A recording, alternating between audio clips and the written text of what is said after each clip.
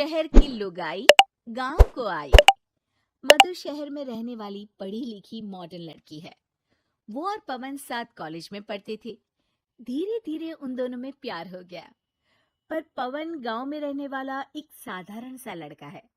मधु के पिता हमेशा उसे ये बात कहकर ताना देते हैं। तुम वहां गांव में कैसे एडजस्ट करोगी?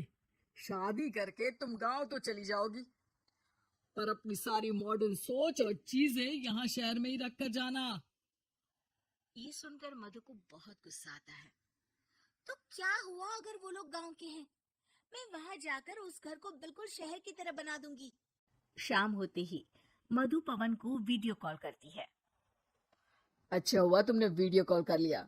हाँ, मैं तुम्हें आज अपनी माँ से मिलाता हूँ।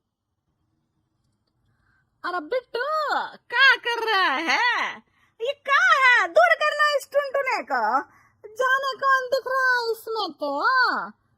अरे माँ, आपकी बहू का वीडियो कॉल है। आप इसमें अपनी बहू से आमने सामने बात कर सकती हैं। नमस्ते माँ जी, कैसी हैं आप?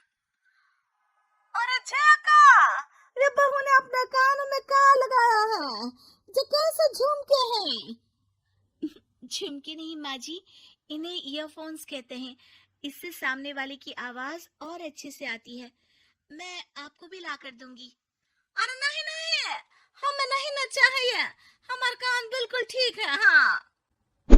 माँ जी की ये बातें सुनकर मधु को अपने पिता की बातें याद आ जाती है और वो उसी वक्त ये ठान लेती है कि वो अपने ससुराल को एकदम मॉडर्न ससुराल बनाकर रहेगी। कुछ दिन बीत जाते हैं। पवन और मधु की शादी हो चुकी है। आज मधु का अपने ससुराल में पहला दिन है। माँ जी, मैं आपके लिए एक तोहफा लाई हूँ। इतना बड़ा तोहफा? अरे क्या लाई है रे इस बड़े से बक्से में? मधु बॉक्स खोलती है। ये क्या है? ये वैक्यूम क्लीनर है। मैंने आपको झाड़ू लगाते हुए देखा तो सोचा अब आपका काम आसान हो जाएगा। अरे वाह बहू वाह, तूने मुझे झाड़ू लगाते हुए देखा तो तू मेरा हाथ से झाड़ू लेकर खुद भी तो लगा सकती थी ना। पर नहीं, तूने तो जे मशीन लाकर मेरे हाथ में दे दी कि यह काम हमेशा मैं ही करूं। ये आजकल की शहरी छोरियां बिल्कुल नहीं बदलेगी। मधु को मन ही मन गुस्सा आता है, पर फिर भी अपना गुस्सा भूलकर मधु माँ जी को वैक्यूम क्लीनर इस्तेमाल करना सिखाती है। अगले दिन मधु सुबह उठती है तो ये आंगन में से कैसी आवाजें आ रही हैं? मधु दौड़ती दौड़ती आंगन में जाती है और देखते ही चौंक जाती है।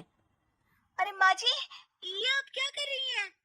और वो कहाँ है ना, सुबह मैं जब कुआं से पानी निकाल रही थी तो मेरे कान की बाली उसमें गिर गई थी।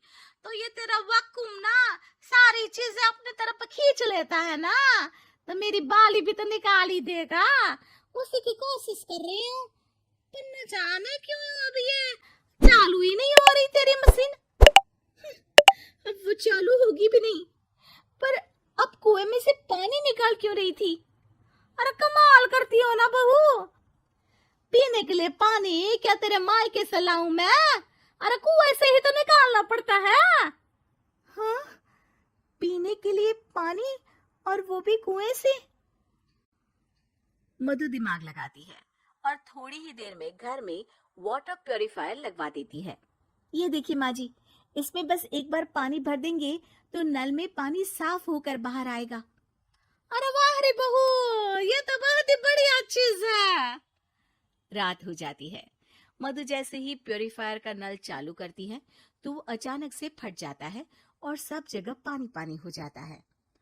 अरे ये क्या हुआ? ये क्या हो गया? मैंने तो बस इसमें उबला हुआ पानी डाला था, ये इतनी जल्दी खराब हो गया। अरे ये सारी शहरी चीजें सब ऐसी ही होती है कबूरी। क्या आपने इसमें उबला पानी डाला था? हाँ तो फिर पानी तो तभी साफ होगा ना जब उसे उबालेंगे। ये मशीन का कोई जिन है जो हमने जो बोला वो कर देगी है? मधु को बहुत गुस्सा आता है। इस तरह तो मेरा अपने ससुराल को मॉडर्न बनाने का सपना अधूरा ही रह जाएगा। नहीं, मैं इस तरह से हार नहीं मान सकती। थोड़े ही दिन में मधु पूरे किचन को मॉड्यूलर किचन में बदल देती है। अरे वाह बहू वाह, इतनी सारी अलमारियां! माँ जी मॉड्यूलर किचन देखकर बहुत उत्सुक हो जाती है। ये बक्सा का है। बहू ने शायद गलती से यहाँ रसोई में रख दिया है, पर है तो ये बहुत ही बढ़िया। अगले दिन सुबह। अरे मायरी, क्या हो गया? मैं तो बर्बाद हो गई। मेरी सारी पूंजी जलकर राख हो गई। हे राम, अब मैं क्या करूं? माँ जी की रोने की आवाज सुनकर मधु दौड़ी दौड़ी किचन में आती है और इतना धुआं देखकर घबरा जाती है। ये सब कैसे हुआ माँ जी? ये आग कैसे लगी? ये सब तेरा इस मॉड्यूलर किचन की वजह से हुआ है, और ऊपर से तूने तिजोरी जो रसोई में रख दी थी, मैंने जैसे ही अपने गहने और पैसे इसमें रखे और बाहर से इस ताले को घुमाया, ये तो 5 मिनट में ही आग बबूला होकर फट गया। अरे माँ जी, ये तिजोरी नहीं है, ये तो माइक्रोवेव है। इसमें गहने नहीं रखते, खाना गर्म करने के लिए होता है ये। और ये जो आपने घुमाया ना, ये ताला नहीं है, आपने इसके टेम्परेचर को फुल कर दिया, इसलिए ये फट गया।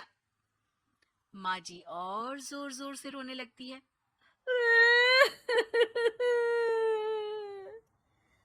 मधु सर पीट लेती है और कसम खाती है कि अब ससुराल को मॉडर्न बनाने की कोई कोशिश नहीं करेगी।